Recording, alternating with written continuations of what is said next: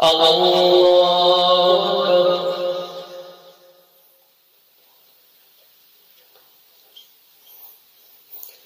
الحمد لله رب العالمين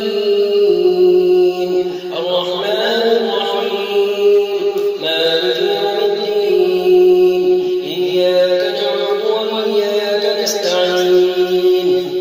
اهدنا الصراط المستقيم صراط الذين أنعمت عليهم غير المغضوب عليهم ولا الضالين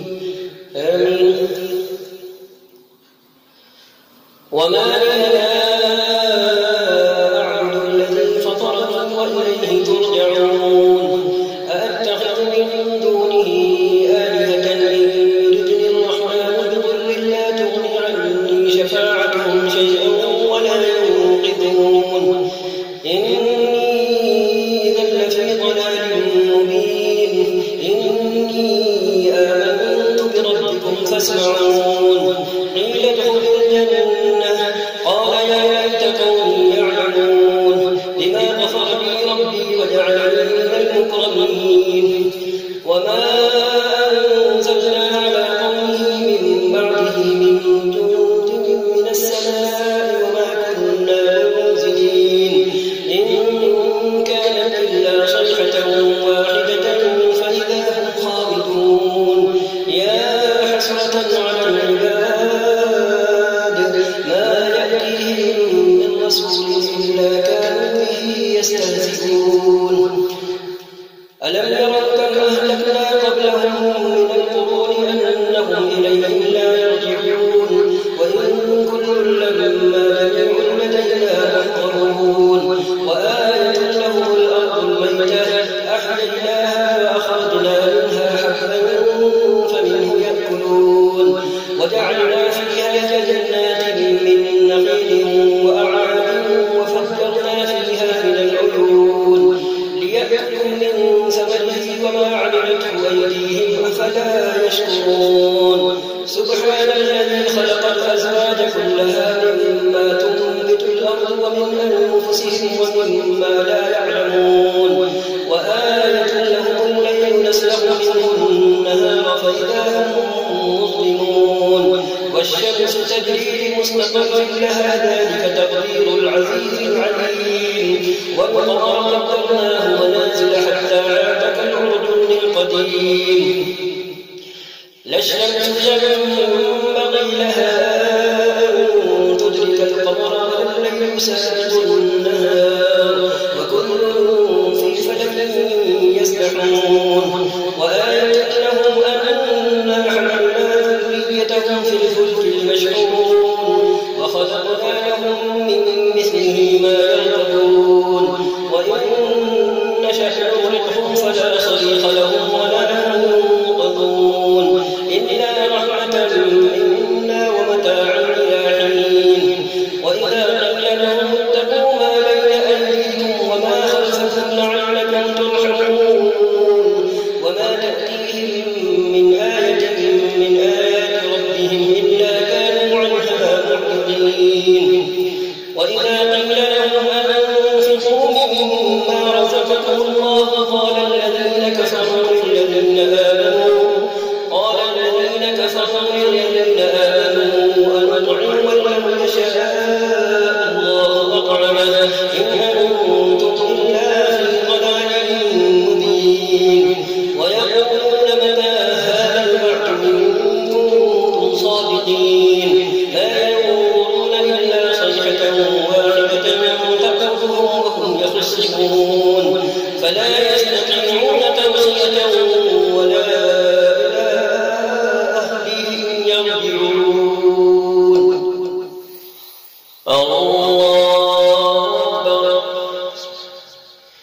الحمد لله رب العالمين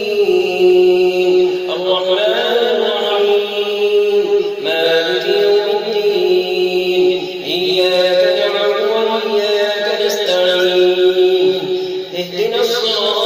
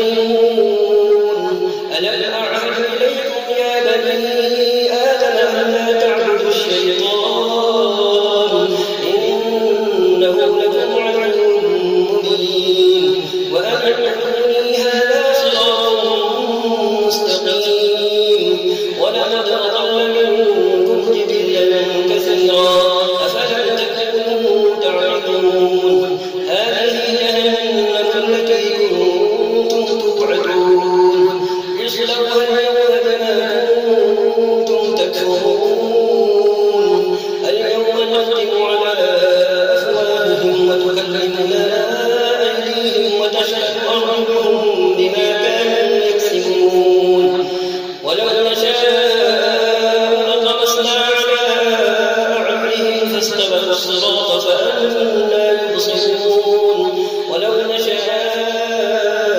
لمسخناهم على مكانتهم فما استطاعوا مضيا ولا يرجعون ومن نعمره نكسه في الخلق أفلا يعلمون وما علمناه الشعر وما ينبغي له إن هو إلا ذكر وقرآن مبين لينذر من كان حيا ويحق الموت على الكافرين أفلم يروا أنا خلقنا لهم مما عملت أيدينا أنعاما فهم لها مالكون وذللناها لهم فمنها ركوبهم ومنها يأكلون ولهم فيها منافع ومشارب أفلا يشكرون واتخذوا من دون الله آلهة لعلهم ينصرون لا يستطيعون نصرهم وهم لهم جنود محضرون فلا يحزنك قولهم إنا نعلم ما يسرون وما يعلنون أفلم يرى الإنسان أنا خلقناه من نطفة فإذا هو خصيم مبين وضرب لنا مثلا ونسي خلقه قال من يحيي العظام وهي رميم قل يحييها الذي أنشأها أول مرة وهو بكل خلق عليم الذي جعل لكم من الشجر الأخضر نارا فإذا أنتم منه توقدون أوليس الذي خلق السماوات والأرض بقادر على أن يخلق مثلهم بلى وهو الخلاق العليم إنما أمره إذا أراد شيئا أن يقول له كن فيكون فسبحان الذي بيده ملكوت كل شيء وإليه ترجعون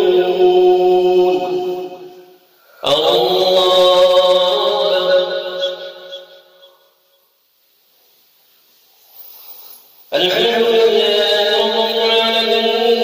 العالمين الرحمن الرحيم مالك يوم الدين إياك نعبد وإياك نستعين اهدنا الصراط المستقيم صراط الذين أنعمت عليهم غير المغضوب عليهم ولا الضالين آمين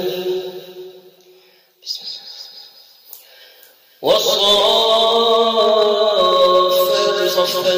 فالزاجرات زجرا فالتاليات ذكرا إن إلهكم لواحد رب السماوات والأرض وما بينهما ورب المشارق إنا زينا السماء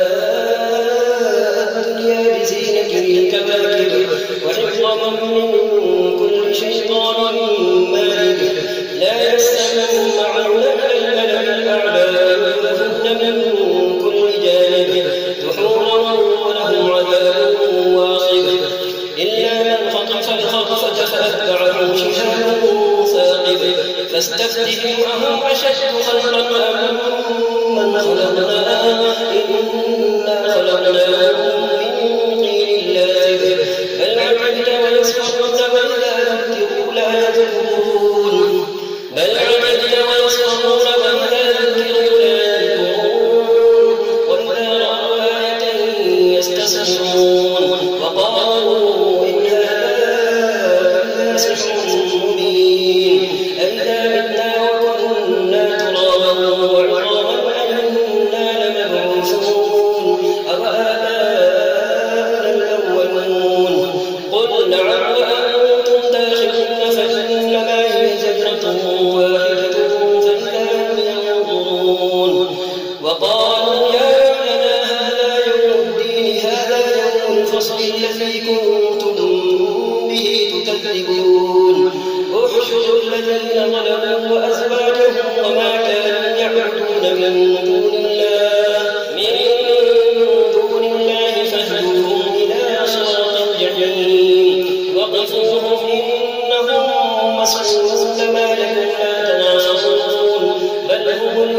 مستسلمون وأقبل بعضهم على بعض يتساءلون قالوا إنكم كنتم تأتوننا عن اليمين قالوا بل لم تكونوا مؤمنين وما كان لنا عليكم من سلطان بل كنتم قوما طاغين فحق علينا قول ربنا إنا لذائقون فأغويناكم إنا كنا غاوين فإنهم يومئذ في العذاب مشتركون إنا كذلك نفعل بالمجرمين إنهم كانوا إذا قيل لهم لا إله إلا الله يستكبرون ويقولون أئنا لتاركوا آلهتنا لشاعر مجنون بل جاء بالحق وصدق المرسلين إنكم لذائق العذاب الأليم وما تجزون إلا ما كنتم تعملون إلا عباد الله المخلصين أولئك لهم رزق معلوم فواكه مكرمون في جنات النعيم على سرر متقابلين يطاف عليهم بكأس من معين بيضاء لذة للشاربين لا فيها غول ولا هم عنها ينزفون وعندهم قاصرات الطرف عين كأنهن بيض مكنون فأقبل بعضهم على بعض يتساءلون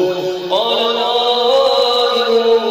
منهم إني كان لي قرين يقول أئنك لمن المصدقين أئذا متنا وكنا ترابا وعظاما أئنا لمدينون قال هل أنتم مطلعون فاطلع فرآه في سواء الجحيم قال تالله إن كدت لتردين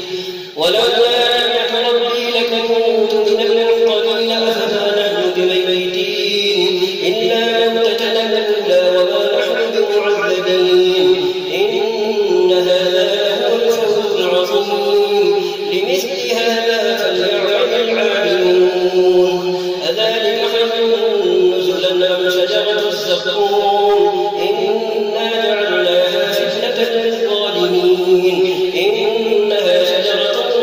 تخرج في أصل الجحيم طلعها كأنه رؤوس الشياطين فإنهم لآكلون منها فمالئون منها البطون ثم إن لهم عليها لشوبة من حميم ثم إن مرجعهم لإلى الجحيم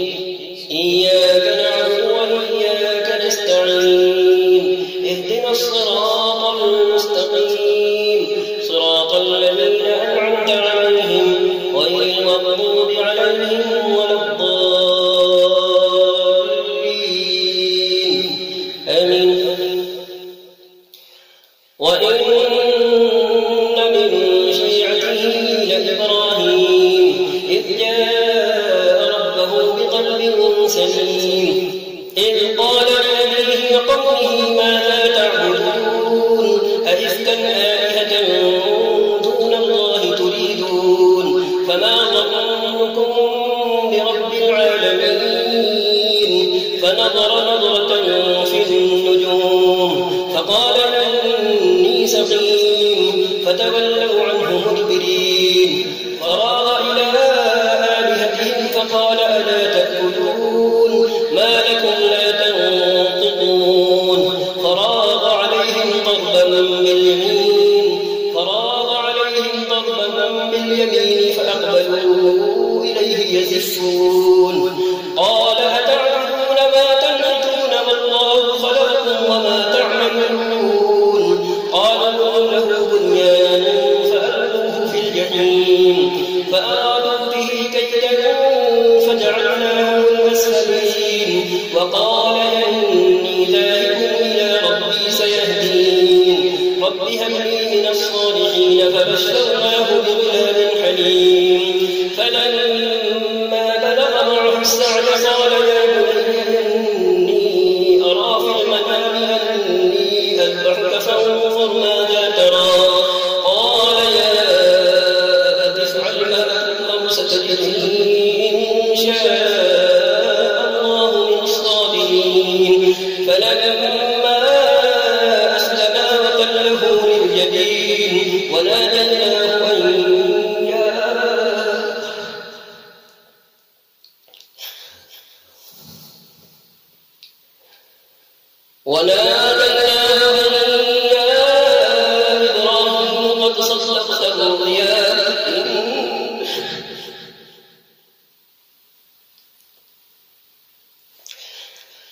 وناديناه أن يا إبراهيم قد صدقت الرؤيا إنا كذلك نجزي المحسنين إن هذا لهو البلاء المبين وفديناه بذبح عظيم وتركنا عليه في الآخرين سلام على إبراهيم كذلك نجزي المحسنين إنه من عبادنا المؤمنين وبشرناه بإسحاق نبيا من الصالحين وباركنا عليه وعلى إسحاق ومن ذريتهما محسن وظالم لنفسه مبين ولقد مننا على موسى وهارون ونجيناهما وقومهما من الكرب العظيم ونصرناهم فكانوا هم الغالبين وآتيناه الكتاب المستبين وهديناه الصراط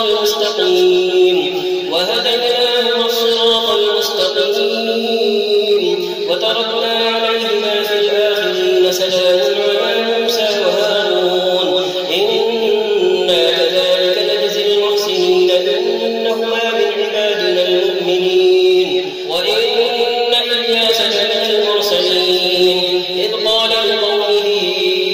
ألا تتقون أتدعون بعلا وتذرون أحسن الخالقين الله ربكم ورب آبائكم الأولين فكذبوه فإنهم لمحضرون إلا عباد الله المخلصين وتركنا عليه في الآخرين سلام على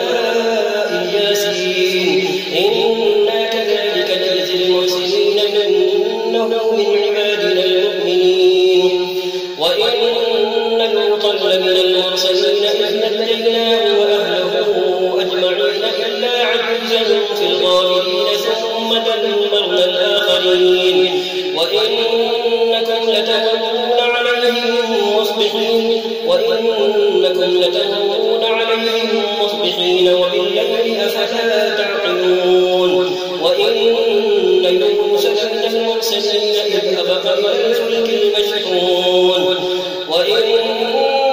يونس لمن المرسلين إذ أبق إلى الفلك المشحون فساهم فكان من المدحضين فالتقمه الحوت وهو مليم فلولا أنه كان من المسبحين للبث في بطنه إلى يوم يبعثون فنبذناه بالعراء وهو سقيم وأنبتنا عليه شجرة من يقطين وأرسلناه إلى 100,000 أو يزيدون فآمنوا فمتعناهم إلى حين فاستفتهم ألربك البنات ولهم البنون أم خلقنا الملائكة إناثا وهم شاهدون ألا إنهم من إفكهم ليقولون ولد الله وإنهم لكاذبون أصطفى البنات على البنين ما لكم كيف تحكمون أفلا تذكرون أم لكم سلطان مبين فأتوا بكتابكم إن كنتم صادقين وجعلوا بينه وبين الجنة نسبا ولقد علمت الجنة إنهم لمحضرون سبحان الله عما يصفون إلا عباد الله المخلصين فإنكم وما تعبدون ما أنتم عليه بفاتنين إلا من هو صال الجحيم وما منا إلا له مقام معلوم وإنا لنحن الصافون وإنا لنحن المسبحون وإن كانوا ليقولون لو أن عندنا ذكرا من الأولين لكنا عباد الله المخلصين فكفروا به فسوف يعلمون ولقد سبقت كلمتنا لعبادنا المرسلين إنهم لهم المنصورون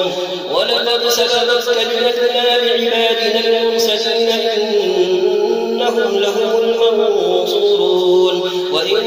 جندنا لهم الغالبون فتول عنهم حتى حين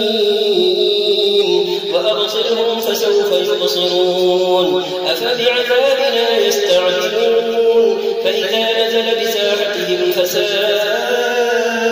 صباح المنذرين وتول عنهم حتى حين وأبصر فسوف يبصرون سبحان ربك رب العزة عما يصفون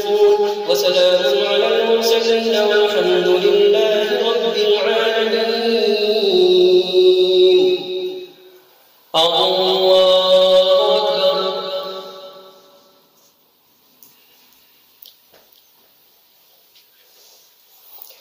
الحمد لله رب العالمين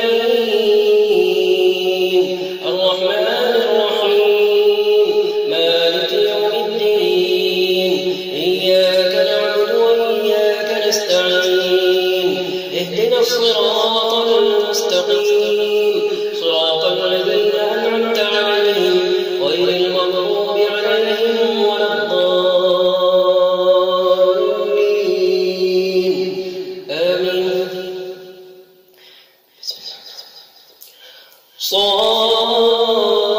صاد والقرآن ذي الذكر بل الذين كفروا في عزة وشقاق كم أهلكنا من قبلهم من قرن فنادوا ولا تحين مناص وعجبوا أن جاءهم منذر منهم وقال الكافرون هذا ساحر كذاب أجعل الآلهة إلها واحدا إن هذا لشيء عجاب وانطلق الملأ منهم أن امشوا واصبروا على آلهتكم إن هذا لشيء يراد ما سمعنا بهذا في الملة الآخرة إن هذا إلا اختلاق أأنزل عليه الذكر من بيننا بل هم في شك من ذكري بل لما يذوقوا عذاب أم عندهم خزائن رحمة ربك العزيز الوهاب أم لهم ملك السماوات والأرض وما بينهما فليرتقوا في الأسباب جند ما هنالك مهزوم من الأحزاب كذبت قبلهم قوم نوح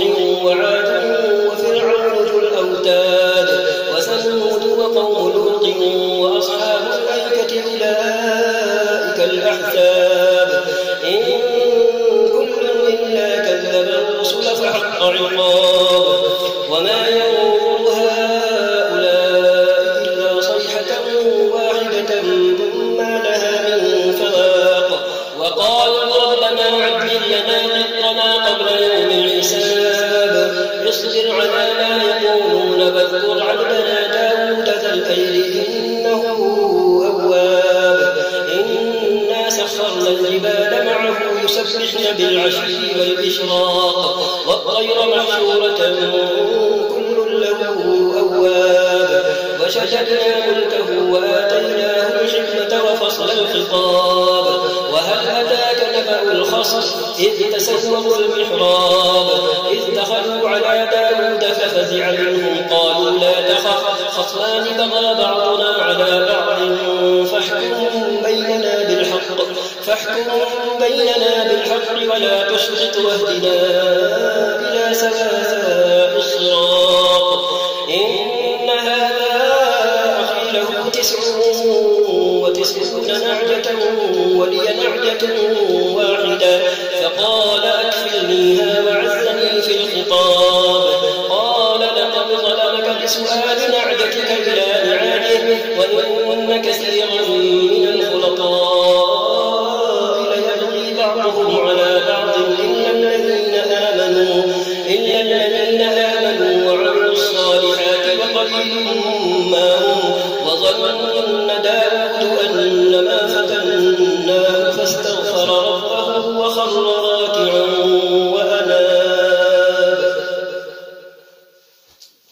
الله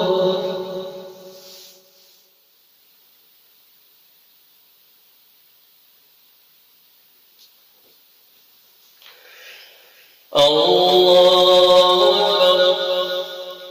فغفرنا له ذلك وإن له عندنا لزلفى وحسن مآب يا داود إنا جعلناك خليفة في الأرض فاحكم بين الناس بالحق ولا تتبع الهوى فيضلك عن سبيل الله إن الذين يضلون عن سبيل الله لهم عذاب شديد بما نسوا يوم الحساب وما خلقنا السماء والأرض وما بينهما باطلا ذلك ظن الذين كفروا فويل للذين كفروا من النار أم نجعل الذين آمنوا وعملوا الصالحات كالمفسدين في الأرض أم نجعل المتقين كالفجار كتاب أنزلناه إليك مبارك ليدبروا آياته وليتذكر أولو الألباب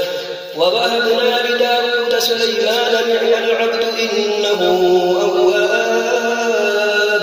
إذ عرض عليه بالعشي الصافنات الجياد فقال إني أحببت حب الخير عن ذكر ربي حتى توارت بالحجاب ردوها علي فطفق مسحا بالسوق والأعناق ولقد فتنا سليمان وألقينا على كرسيه جسدا ثم أناب قال رب اغفر لي وهب لي ملكا لا ينبغي لأحد من بعدي إنك أنت الوهاب فسخرنا له الريح تجري بأمره رخاء حيث أصاب والشياطين كل بناء وغواص وآخرين مقرنين في الأصفاد هذا عطاؤنا فامنن أو أمسك بغير حساب وإن له عندنا لزلفى وحسن مآب واذكر عبدنا أيوب إذ نادى ربه أني مسني الشيطان بنصب وعذاب اركض برجلك هذا مغتسل بارد وشراب ووهبنا له أهله ومثلهم معهم رحمة منا وذكرى لأولي الألباب وخذ بيدك ضغثا فاضرب به ولا تحنث إنا وجدناه صابرا نعم العبد إنه أواب الله أكبر الحمد لله رب العالمين الرحمن الرحيم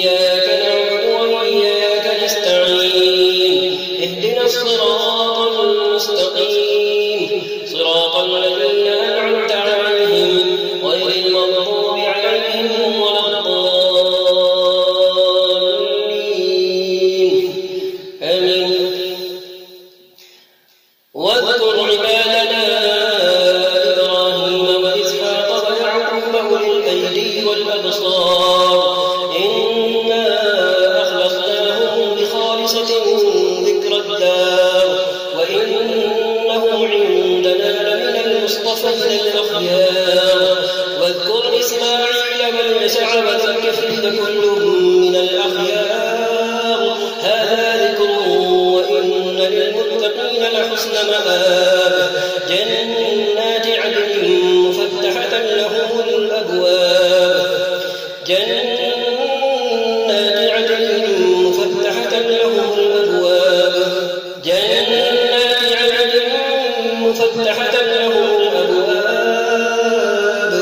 متكئين فيها يدعون فيها بفاكهة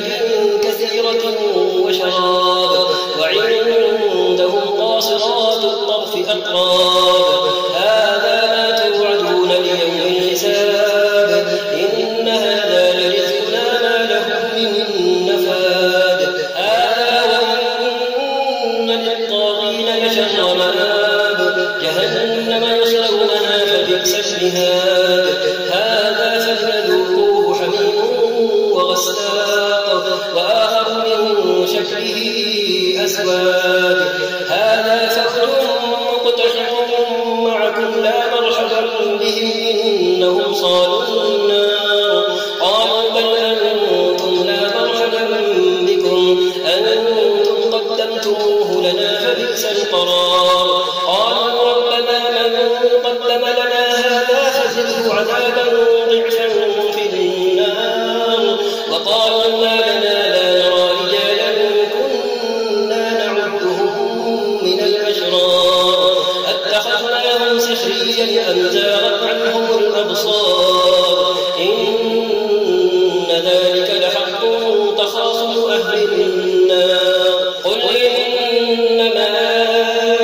أنا منذر وما من إله إلا الله الواحد القهار رب السماوات والأرض وما بينهما العزيز الغفار قل هو نبأ عظيم أنتم عنه معرضون ما كان لي من علم بالملأ الأعلى إذ يختصمون إن يوحى إلي إلا أنما أنا نذير مبين إن يوحى إلي إلا أنما أنا نذير مبين إذ قال ربك للملائكة إني خالق بشرا من طين فإذا سويته ونفخت فيه من روحي فقعوا له ساجدين فسجد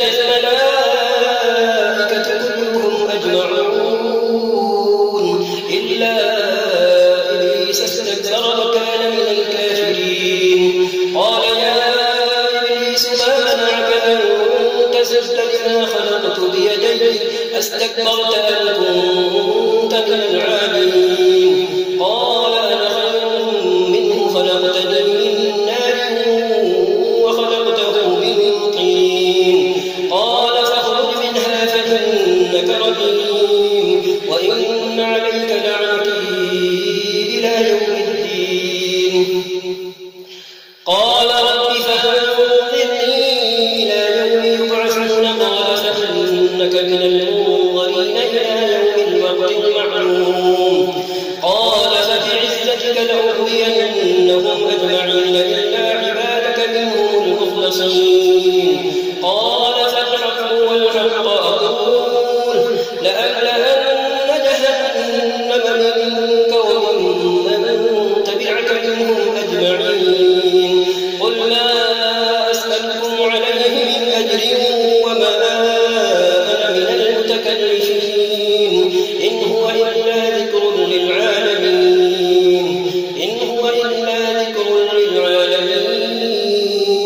ولتعلمن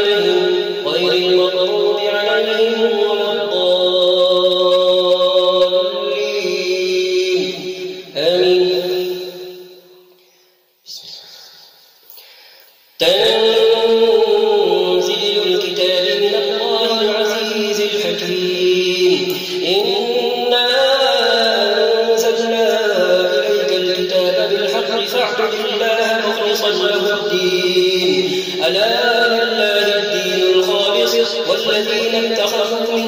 دونه أولياء ما نعبدهم إلا ليقربونا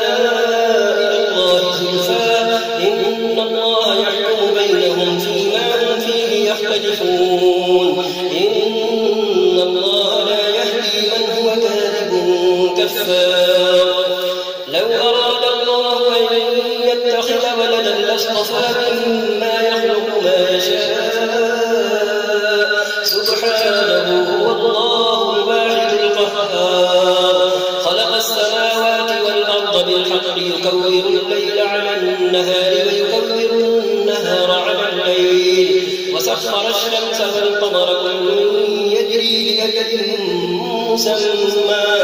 ألا هو العزيز الغفار خلقكم من نفس واحدة ثم جعل منها زوجها وأنزل لكم من الأنعام 8 أزواج يخلقكم في بطون أمهاتكم خلقا من بعد خلق في ظلمات 3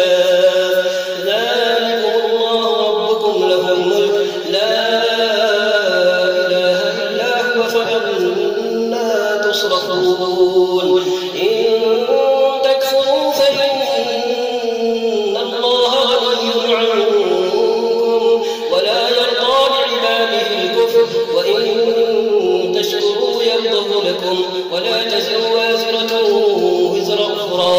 ثم إلى ربكم مرجعكم فينبئكم بما كنتم تعملون إنه عليم بذات الصدور وإذا مس الإنسان ضر دعا ربه منيبا إليه ثم إذا خوله نعمة منه نسي ما كان يدعو إليه من قبل وجعل لله أندادا ليضل عن سبيله قل تمتع بكفرك قليلا إنك من أصحاب النار أمن هو قانت آناء الليل ساجدا وقائما يحذر الآخرة ويرجو رحمة ربه قل هل يستوي الذين يعلمون والذين لا يعلمون إنما يتذكر أولو الألباب الله أكبر الحمد لله رب العالمين الرحمن الرحيم مالك يوم الدين إياك نعبد وإياك نستعين اهدنا الصراط المستقيم صراط الذين أنعمت عليهم غير المغضوب عليهم ولا الضالين آمين قل يا عبادي الذين آمنوا اتقوا ربكم للذين أحسنوا في هذه الدنيا حسنة وأرض الله واسعة إنما يوفى الصابرون أجرهم بغير حساب قل إني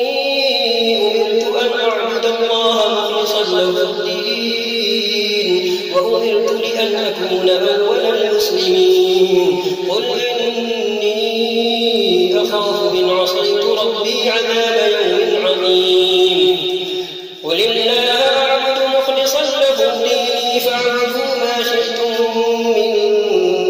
دونه قل إن الخاسرين الذين خسروا أنفسهم وأهليهم يوم القيامة ألا ذلك هو الخسران المبين لهم من فوقهم ظلل من النار ومن تحتهم ظلل ذلك يخوف الله به عباده يا عباد فاتقون والذين اجتنبوا الطاغوت أن يعبدوها وأنابوا إلى الله لهم البشرى فبشر عباد الذين يستمعون القول فيتبعون أحسنه أولئك الذين هداهم الله وأولئك هم أولو الألباب أفمن حق عليه كلمة العذاب أفأنت تنقذ من في النار لكن الذين اتقوا ربهم لهم غرف من فوقها غرف مبنية تجري من تحتها الأنهار وعد الله لا يخلف الله الميعاد ألم تر أن الله أنزل من السماء ماء فسلكه ينابيع في الأرض ثم يخرج به زرعا مختلفا ألوانه ثم يهيج فتراه مصفرا ثم يجعله حطاما إن في ذلك لذكرى لأولي الألباب أفمن شرح الله صدره للإسلام فهو على نور من ربه فويل للقاسية قلوبهم من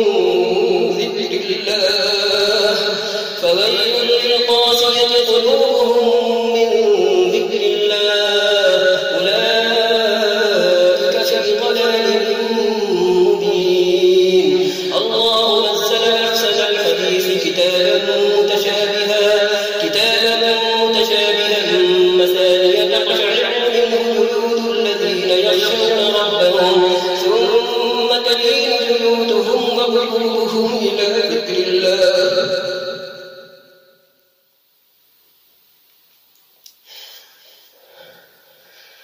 ثم تلين جلودهم وقلوبهم إلى ذكر الله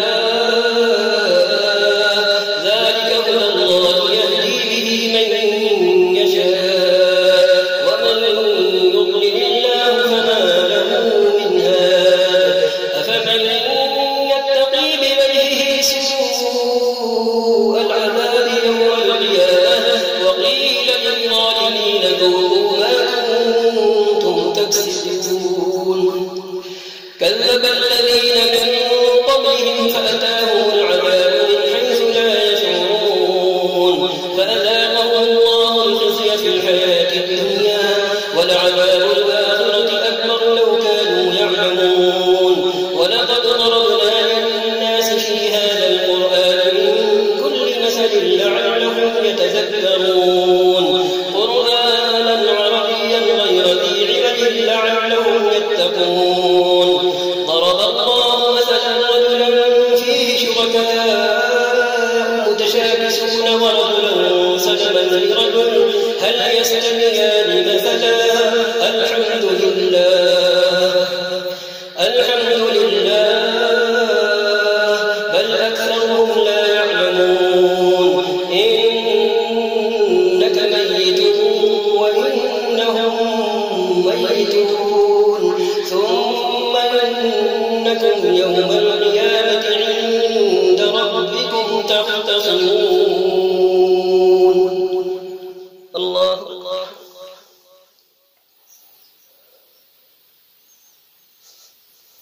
سمع الله لمن حمده الله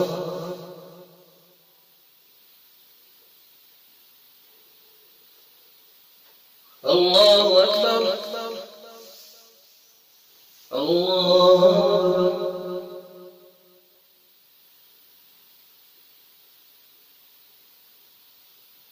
الله أكبر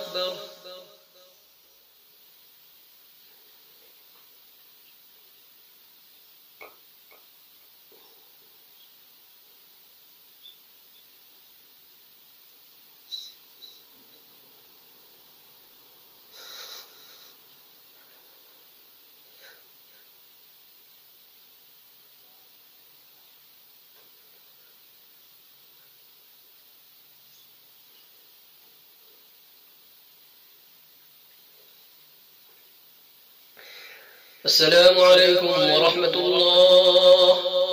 السلام عليكم ورحمة الله.